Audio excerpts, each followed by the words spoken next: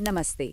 चलिए आज बात करते हैं एक ऐसी चीज की जो हम में से कई लोगों के बड़े बड़े सपनों को हकीकत में बदलने की चाबी है।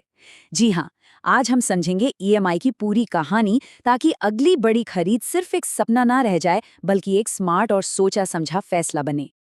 हम सबके कुछ सपने होते हैं ना। एक अपना सुंदर सा घर हो, एक नई चमचमाती गाड़ी, या फिर बच्चों की पढ़ाई के लिए एक बड़ा सा फंड तैयार करना। ये वो सपने हैं जिन्हें पूरा करने के लिए अक्सर एक बड़ी रकम की जरूरत पड़ती है। तो ये अगली बड़ी चीज आखिर है क्या? किसी के लिए ये सपनों का घर हो सकता है, तो किसी और के लिए वो नई गाड़ी जो पूरे परिवार को नई नई जगहों की सैर कराए। सपना चाहे जो भी हो, उसे पूरा करने का एक रास्ता होता है। लेकिन यहीं पर असली कहानी शुरू होती है। सपने तो बड़े हैं पर बजट वो शायद उतना बड़ा नहीं। एक साथ इतनी बड़ी रकम जुटा पाना ज्यादातर लोगों के लिए काफी मुश्किल होता है। तो फिर क्या करें? क्या सपनों को बस सपना ही रहने दे? बिल्कुल नहीं। तो यहीं पर सीन में आता है हमारा आज का हीरो, ईएमआई, यानी इक्वेटेड मंथली इंस्टॉलमेंट। ये वो पुल है जो हमारे सपनों और हमारी हकीकत के बीच की दूरी को कम करता है। ये एक ऐसा जबरदस्त टूल है जो बड़े बड़े खर्चों को छोटे मैनेजेबल हिस्सों में बांट देता है। तो आखिर ये ईएमआई है क्या भला? सीधे सीधे कहें तो ये वो फिक्स्ड रकम है जो हर महीने उधार लेने वाला उधार देने वाले को चुकाता है। इसे ऐसे समझे कि एक बड़े से पहाड़ जैसे लोन को छोटी छोटी आसान किश्तों में तोड़ने का एक तरीका है, ताकि महीने के बजट पर ज्यादा बोझ न पड़े। ओके, तो अगर ईएमआई को सच में समझना है ना, तो इसके 3 मेन पिलर्स या कह लीजिए स्तंभों को जानना होगा। यही 3 चीजें मिलकर ईएमआई का पूरा गणित बनाती हैं। तो चलिए जरा गहराई में उतरते हैं। सबसे पहला और सबसे जरूरी, मूलधन यानी प्रिंसिपल। ये वो असली पैसा है जो उधार लिया जाता है। जैसे मान लीजिए 20 लाख का होम लोन लिया, तो वो 20 लाख ही मूलधन है। पूरे लोन की कहानी और लागत सब कुछ यहीं से शुरू होता है। दूसरा पिलर है ब्याज या इंटरेस्ट। इसको ऐसे समझिए, ये उधार लेने की कीमत है। बैंक जो अपना पैसा इस्तेमाल करने दे रहा है, उसके बदले में एक फीस तो लेगा ना। बस वही है ब्याज। ये आम तौर पर 1% के तौर पर होता है। और तीसरा और आखिरी स्तंभ है अवधि, यानी टेन्योर। ये वो पूरा टाइम पीरियड है जिसके लिए लोन लिया गया है और जिसे चुकाने पर सहमति बनी है।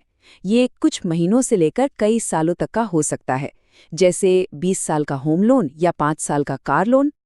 अब आता है सबसे मजेदार हिस्सा। इन तीनों का, खास करके अवधि का, आपस में एक बड़ा गहरा रिश्ता है।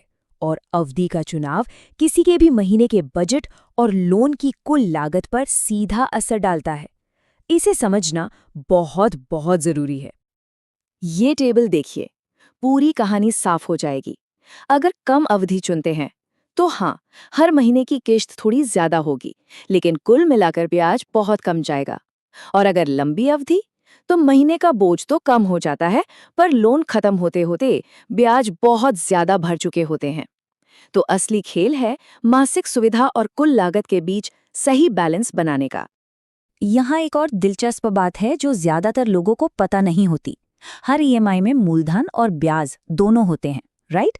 लेकिन ये चार्ट देखिए, शुरुआत की ईएमआई में ज्यादातर पैसा सिर्फ ब्याज में जाता है और मूलधन बहुत कम चुकता है। पर जैसे जैसे समय बीतता है, ये पासा पलट जाता है। ब्याज का हिस्सा घटता है और मूलधन का हिस्सा बढ़ता जाता है। यही वजह है कि आखिरी की किश्तों में ज्यादातर पैसा मूलधन चुकाने में जाता है। तो सवाल ये है कि ये सब जानना इतना जरूरी क्यों है? क्योंकि भाई, ज्ञान ही तो असली ताकत है। जब ये सब पता होता है ना, तो कोई सिर्फ कर्जदार नहीं रहता, बल्कि एक स्मार्ट फाइनेंशियल प्लेयर बन जाता है जो अपने पैसे के बारे में सही फैसले ले सकता है। तो इस पूरी चर्चा से क्या बातें गांठ बांध लेनी है? पहली, कि कम ईएमआई का मतलब अक्सर जेब से ज्यादा पैसा जाना होता है। दूसरी, मूलधन, ब्याज और अवधि, इन तीनों को समझ लिया तो कंट्रोल हाथ में आ जाता है। तीसरी, लोन के शुरू में ज्यादातर पैसा ब्याज में ही जाता है। और सबसे जरूरी, ईएमआई की ये समझदारी ही स्मार्ट फैसलों की तरफ ले जाती है। तो अगली बार जब कोई बड़ा सपना पूरा करने की प्लानिंग हो, तो इन सब बातों को जरूर ध्यान में रखना होगा, क्योंकि सही जानकारी के साथ कोई भी सपना पूरा किया जा सकता है, वो भी बिना फाइनेंशियल सिरदर्द के। तो सवाल ये है कि अपनी अगली बड़ी खरीद के लिए क्या हम सब अब तैयार हैं?